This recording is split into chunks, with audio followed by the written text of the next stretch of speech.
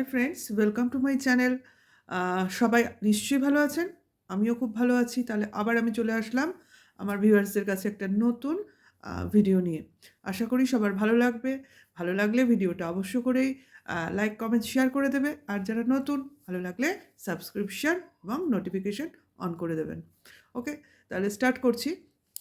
তাহলে আমি বলি, এই যে দালাল দিদি এই কালকে আজকে এক নতুন করে ভিডিও করতে শুরু করেছে। মনে হয় কিছুটা চাপে পড়ে আমার মনে হচ্ছে। এখন মনে হওয়া জিনিস আমি তোমাদের সঙ্গেই শেয়ার করতে এসেছি। কারণ এই যে শুনছি, আমি আর ভাইয়ের বাড়ি যাব না, ওদের থেকে ডিটাচ হয়ে দেখতে চাই যে বাড়ির বউ বাড়িতে ফিরে আসে কি না। আমি ওদের মধ্যে মানে কাটা হতে চাই না, মাংসের হাড় হতে চাই না। আমি অ্যাকচুয়ালি ওদের মধ্যে কোনো বাধা হতে চাই না। এটাই বোঝাতে চাইছি তো ভিডিওর মাধ্যমে। কিন্তু এই শ্যুটটাই দুদিন আগে অন্যরকম ছিল না? কারণ উনি বলেছিলেন না, আ গামলাই তো বলে, গামলাকে ফিরতে দেব না। গামলার মতো কি ওইরকম কিসের গামলা জানি? অ্যালুমিনিয়ামের গামলা ওরকম আমি চাই না। আমার ভাইয়ের জন্য আমি আ পিতলের গামলা আনবো। এরকম কিছু একটা ডায়ালগ দিয়েছিল না? তাহলে আজকে হঠাৎ এটা মনে হচ্ছে কেন? যে আমি থাকবো না, বাড়ির বউ বাড়িতে ফিরে আসাই উচিত, সে ফিরতে চাইছে। কিন্তু আ তার জন্য ফিরতে পারছে না। আ সে বাধা হয়ে দাঁড়াচ্ছে। তাহলে এটা কি শুধুই তার কথা? না আমাদের টিনার কথা? না, আমাদের টিনার কথা নয় এটা। কেন বলছি? কারণ সে বহুবার, অনেকবার আ গতকালও কমিউনিটি পোস্টের মাধ্যমে, কমিউনিটি পোস্টে দেয়নি, কমিউনিটি পোস্টে কিছু কমেন্টস করা হয়েছিল। তাকে এই প্রসঙ্গে সে বলেই দিয়েছিল, এই ভুলভাল কথায় কান দেবেন না। অ্যাকচুয়ালি তাই হচ্ছে। তার কি প্রয়োজন এই দিদিকে মা মানে বিনামে গিয়ে তাকে থ্রেট দেওয়া? কি প্রয়োজন? সে তো আইনের হাত ধরে রয়েছে। আর বেআইনি পথে সে যাবে কেন? তার আসার হয়, যাওয়ার হয়, সেটা তার ফ্যামিলির ডিসিশন, তার ডিসিশন। কারণ এখনো লিগালি সে ওই বাড়ির বউ। কাজেই এখানে থার্ড পার্টি সিঙ্গুলার নাম্বারের কাজ কি অ্যাকচুয়ালি? তার মনে হলে সে যাবে। সে তো এখন আ একটা প্রসেসিং এর মধ্যে রয়েছে, মিউচুয়াল এর মধ্যে রয়েছে। তাকে তো খানিকটা সময় দেয়া হয়েছে বা হয়, সাধারণত হয়েছে মানে আমি জানি না। আমি যতটা আমার অভিজ্ঞতা বলে, যেগুলো সাধারণত আইনের মানে স্টেপ, সেগুলোর মধ্য দিয়েই নিশ্চয়ই যাচ্ছে। যদি এখানে ডিভোর্স ফাইল করা হয়, তাহলে সে একটা প্রসেসিং এর মধ্যে যাচ্ছে কয়েক মাস। তাহলে কেন এই প্রসেসিংটা করে? যে স্বামী-স্ত্রীর মধ্যে যেটা ডিসিশন নেয়া হয়েছে সেপারেশনের, এই কিছুটা সময় তাদের দেয়া হয়, যদি তাদের এই ঘটনার ব্যাপারে নিজেদের মনের মধ্যে কোনো রিপেন্স জন্মায়, তাহলে তারা তাদের এই আ বন্ডিং, এই রিলেশনটাকে শুধরে নেওয়ার খানিকটা সুযোগ পাবে, সময় পাবে। যদি শুধরে নেওয়ার হয় এই টাইম পিরিয়ডে শুধরে নেবে। না হলে ওই টাইমটা ওভার হয়ে গেলে আইন যেটা বলবে এদের দুপক্ষকেই সেটা মেনে নিতে হবে। এই তো প্রসেস। তা এর মধ্যিখানে অন্য লোক বা আমরা ঢুকে কি করব? আমরা শুধু এদের ব্লগিং নিয়ে সমালোচনা বা কন্ট্রোভার্সি করি। তো এখানে আমাদেরকে বলেই বা কি হবে যে আমাকে যদি কেউ বলে, "আপনার জন্য আমার বউয়ের সঙ্গে থাকতে পারছি না।" বা তাকে যে বলেছে, তার জন্য নাকি সে তার বাড়ি, শ্বশুরবাড়ি ফিরতে পারছে না, বরের কাছে থাকতে পারছে না। এর কি কোনো ভ্যালু আছে? এই ভ্যালুলেস কথাবার্তা বলে অ্যা একটা নয়, ২ টো ভিডিও বানিয়ে ফেলছে এবং ভবিষ্যতে আরও হয়তো আসবে। এসব ফালতু ভিডিও করে সিম্প্যাথি কার্ড, তাদের ভিউয়ার্সদের মনে করুণার পাত্রী হওয়ার চেষ্টা কেন হচ্ছে? কেন? এই কেনর উত্তরগুলো কে দেবে? উনি তো ফালতু বকছেন। তাহলে এই কেনর উত্তরগুলো কে দেবে? কারণ ওই আ ২ নম্বরি ভাই তো দেবে না। কারণ সে জানে এইগুলো করে আ আমার কিছু নেই। যে করছে করুক, আমি আমার মতো চলবো। আম আমার ফরে তো সবাই কথা বলছে, আমায় তো সবাই ভালোবাসছে। ব্যাস তাহলেই হবে। আ সে তারা আমার বউয়ের সম্বন্ধে হ্যাঁ বাচক, না বাচক, আ মানে যা খুশি বলুক, যা খুশি, ফুল পারমিটেড। এইসব লোকদের ফুল পারমিশন দেওয়া আছে। কথায়, কথায় বলা হচ্ছে না, আ দিদি আর ভাইয়ের সম্পর্কের মধ্যে কালিমা লেপার চেষ্টা করা হচ্ছে। এটা তো সবার ক্ষেত্রে হয় না, বা কেন হচ্ছে? এটা কি কারোর মনে প্রশ্ন ওঠে না? বাড়াবাড়ি পর্যায়ের সম্পর্কের আম রিলেশনশিপটা দেখানো হচ্ছে বাড়াবাড়ি পর্যায়ে।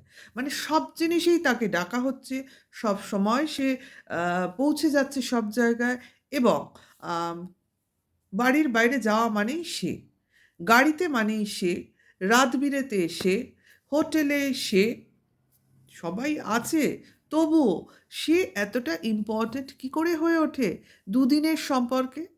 এটাই তো লোকের মনে সন্দেহ ঢোকাচ্ছে, সন্দেহ। কেউ বলেনি যে এই জিনিসটা হয়েছে। সন্দেহ হচ্ছে। কেননা এই মহিলার পরকীয়ার অভিজ্ঞতা আছে। এইজন্য তার মনে সন্দেহটা ঢোকানো হচ্ছে বা তার মনে না, সরি, আমাদের মনে সন্দেহ ঢুকছে। কারণ এর তো কম বয়সী ছেলের সঙ্গে নাকি রিলেশনের ব্যাপার ছিল। তার জন্যই ভাবা হচ্ছে যেহেতু ভাইয়ের বয়সও অনেক কম, তাহলে বলবে লোকে ভাইফোঁটা কি দেয়নি? আরে ভাইয়ের সঙ্গে সম্পর্ক কি ওয়াইটিতে নতুন? আমরা কি নতুন দেখছি? এই ফার্স্ট টাইম? না তো। লোকে ভাইফোঁটা দিয়েও সম্পর্ক করছে, লোকে ভাইফোঁটা দিয়েও তাকে বিয়ে করে ফেলছে। আছে তো উদাহরণ, আছে তো। আ কাজেই তাহলে লোকের ভাবতে কি? লোক করতে পারে, ঘটনা ঘটাতে পারে, অথচ লোকের বলাটা বারণ। তাহলে আমি এমন কিছু করব না বা এমন কিছু দেখাবো না বা এমনভাবে রিলেশনে ঢুকে যাব না যাতে লোকে আমায় খারাপ ভাবে। প্রত্যেকেরই কিন্তু একটা সীমা আছে। রিলেশনের সীমা আছে। আমি সবসময় কারোর বাড়িতে হোস্ট হতে পারি না। আমি সেখানে গেস্ট। কাজেই আমি সবসময় সেখানে গিয়ে ফুল জিনিসটা পরিচালনা করছি। হু? I am who? আমি কে ওই ফ্যামিলির? যে বাড়িতে একটা এরকম কেলেঙ্কারি হয়েছে, যে বাড়ির বউ বিতাড়িত হয়েছে, যে বাড়িতে একটা আ আইনি ব্যাপার ঘটতে চলেছে, তো সেখানে আমি ঢুকে পড়ছি। আমার সাহস ছাড়া তো ঢুকছি না। কাজেই আমি সাহস করেই সেখানে ঢুকছি। কাজেই আমার সেখানে আমার যদি তার মধ্যে কোনো আমার কার্যকলাপের জন্য আমার উপরে ব্লেম লাগে, তাহলে কার এখানে দায় আছে? সেই দায় তো তার নিজের। তার ফ্যামিলি তাকে ছেড়েছে। এখানে তো ফ্যামিলিরও তো খানিকটা দায় আছে। তার বরের, তার ছেলে, তার মেয়ের। যদিও ছেলে শ্বশুরবাড়িতে থাকে তবু ছেলের কি দায়? আজকে মার গায়ে যদি কালিমা লাগে তাহলে ছেলের গায়ে কি লাগবে না? এগুলো তো লেগেই যায়। তাহলে তার ফ্যামিলির লোকের বোঝানো উচিত যে, "মা তুমি এরকমভাবে কোনো ফ্যামিলির মধ্যে ঢুকে যেও না, যারা আমাদের ব্লাড রিলেটেড নয়, ওয়াইটি রিলেটেড।" এখানে নানান রকম লোক আছে, নানান রকম কথা হতে পারে। তাহলে আমি এমন কিছু করব না, তাকে উপকারে যদিও আমি কি উপকার করব তার জন্য? গিফট দেওয়া-নেওয়া, আদান-প্রদান আর ভিউয়ার্সদের দিয়ে আসা, নিয়ে আসা করা ছাড়া আমার তো কোনো কাজ নেই। আল্টিমেটলি কোনো কাজ নেই। কারণ এই ফ্যামিলিকে প্রোটেকশন দেওয়ার কিছু নেই। এরা নিজেরাই আম ওস্তাদ। দেখাই তো যাচ্ছে যে বাড়িতে বউ পালিয়ে যায়, বউ মানে থাকতে পারে না, পালিয়ে যায় ওতে থাকতে পারে না। বউকে থাকতে দেওয়া হয় না। তার মানে এরা কি বেচারা ফ্যামিলি নাকি? একদম নয়। কতটা বুদ্ধি ধরে? বউ রাত্রিবেলা ফোন করে বাপের বাড়ির লোকজনের সঙ্গে থানায় চলে যাওয়ার পর এরা তো পালিয়ে গেল। এরা যদি বুদ্ধু হতো তাহলে কি পালাতো? পালায়নি তো। এদের মাথায় শেয়ানা বুদ্ধি সবসময় ছিল। এখনো আছে, ভবিষ্যতেও থাকবে।